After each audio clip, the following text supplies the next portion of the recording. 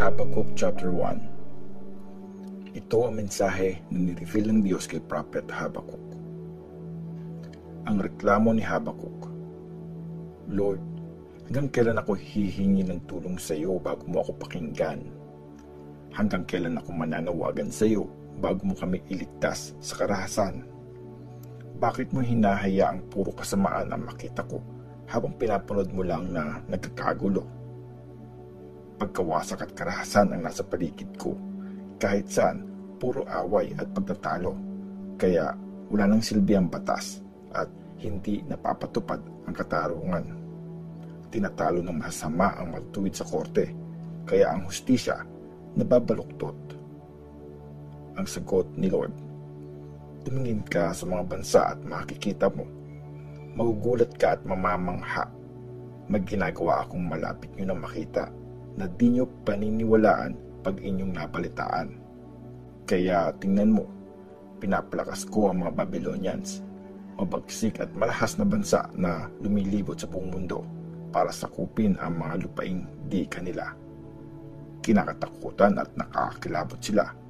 Mayayabang sila, batas lang nila ang sinusunod. Mas mabilis sa mga leopard ang mga kabayo nila. Mas mabangis kaysa mga gutom na wolf. Mabilis sumugod ang mga kabayo nila. Malayo ang pinanggalingan ng mga sundalo na kabayo. Parang agila kung mambiktima. Lahat sila marahas na sumasalakay. Natatakot lahat ng lapitan nila. Sindami ng buhangin ang kanilang mga bihag. Ang mga hari, nilalait nila. Ang mga leader, pinapahiya. Pinagtatawanan lang nila ang matatibay na depensa. Tinatambakan lang ito ng lupa para mapasok at lusubin. Tapos, mabilis silang dumadating at dumadaan na parang hangin. Mga makasalanan sila. Sarili nilang lakas ang Diyos nila. Nagreklamo ulit si Habakuk. Ikaw ang Diyos na walang hanggan, Lord na aking Diyos, banal kong Diyos, buhay magpakailanman. Lord, pinili mo ang mga Babylonians para hatulan kami. O tagapagtanggol, pinalakas mo sila para parusahan kami. Masyadong banal ang mata mo para tumingin sa masama. Di mo kayang tingnan ang maling gawa. Paano mo natitiis na panoorin ang mga taong taksil at manahimik sa pagkawasak ng masasama sa mga mas matuwid sa kanila?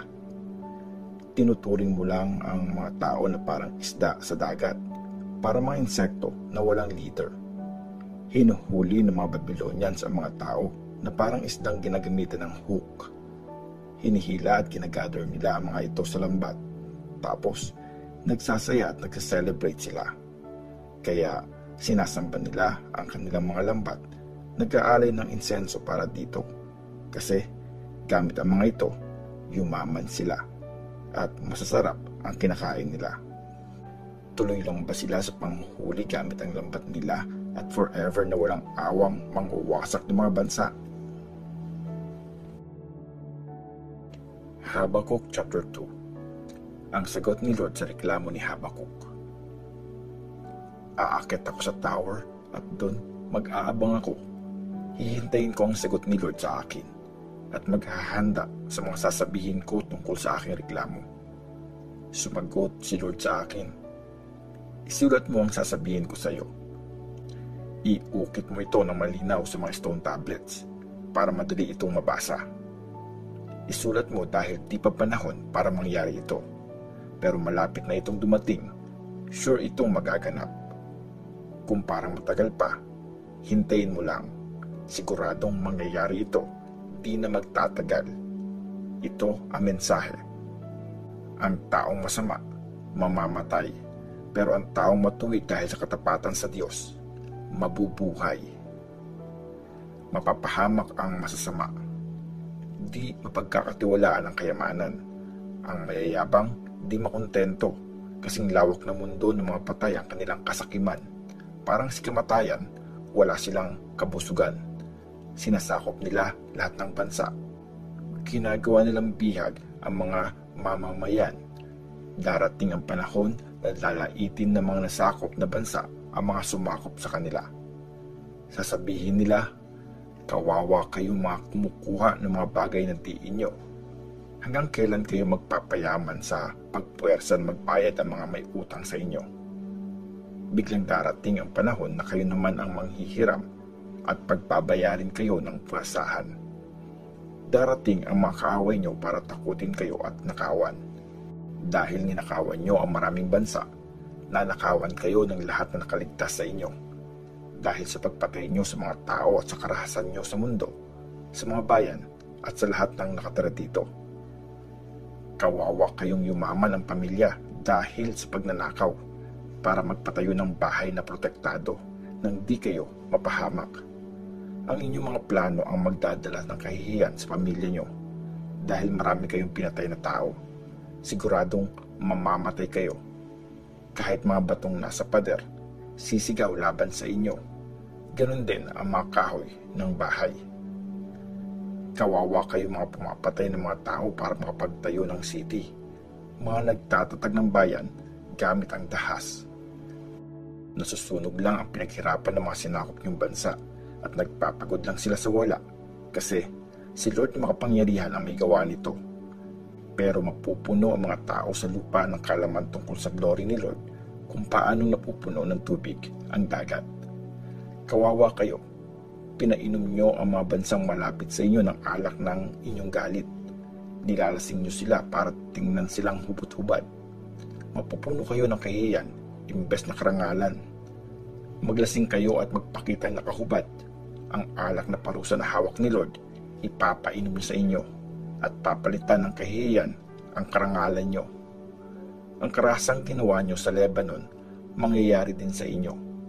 Pinatay nyo ang mga hayop doon. Kayo naman ang tatakutin nila.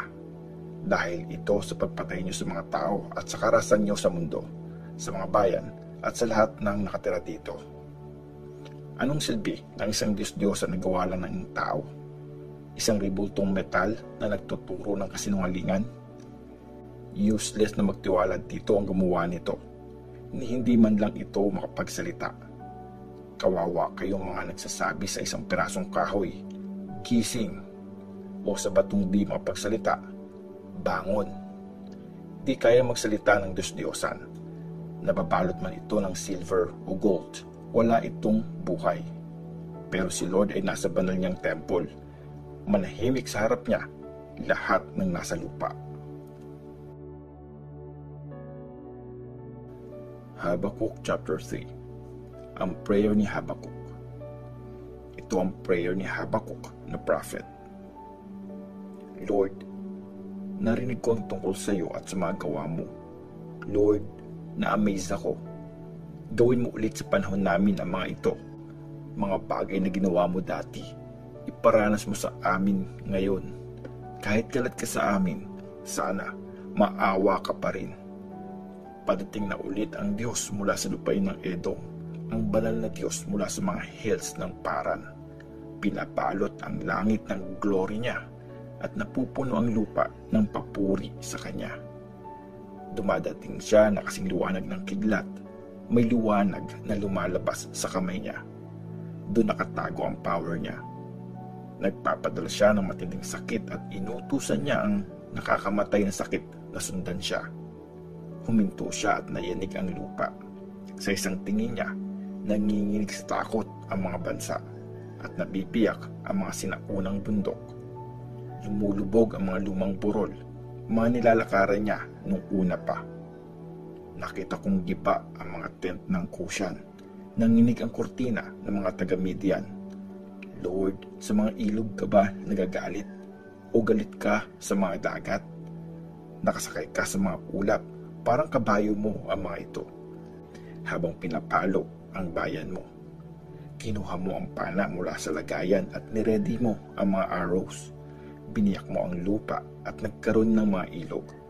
Nung nakita ka ng mga bundok, sila ay nayanig at umagos ang rumargas ang tubig. Ang malalim na dagat ay umungol ng malakas. Umalon ito ng mataas. Napahinto ang sun at moon at sa kanilang kinalalagyan, dahil sa liwanag ng mga arrows mong mabilis na dumaan at sa kislap ng iyong sibat. Galit na galit mong nilakaran ang lupa at sa galit, inapak-apakan mo ang mga bansa. Lumabas ka para iligtas ang bayan mo, para iligtas ang pinili mo. Dinurog mo ang leader ng masasama at winasak ang mga tagasunod niya. Tinamaan ng sariling mga arrows ang leader ng army nila nung dumating ito na parang bagyo para ikalat kami. Natutuwa sila gaya ng sikretong ng aapi sa mahihirap. Tinatapak-tapakan ng mga kabayo mo ang dagat at umaalon ng malakas. Naririnig ko ito at nanginginig ang katawan ko. Nanginginig sa takot ang bibig ko sa tunog nito. Nanghihina ang mga buto ko at natutumba ako. Tahimik kong hihintayin ang panahon ng kaguluhan na dumating sa mga taong sumalakay sa amin. Kahit na walang bunga ang mga puno ng fig o walang tumubo sa puno ng grapes, kahit di mamunga ang mga olives o walang maani sa bukid, kahit mamatay ang mga tupa at kambing at maayos ang laman ng mga kulungan ng baka, magsasaya pa rin ako dahil kay Lord. Matutuwa ako sa Diyos na nagliligtas sa akin. Si Lord ang Panginoon, ang aking lakas. Ginagawa niyang sigurado ang mga hakbang ko gaya ng isang usa. Safe niya akong pinapalakad sa mga bundok. Sinulat para kantahin ng song leader kasabay ng mga instrument na may strings.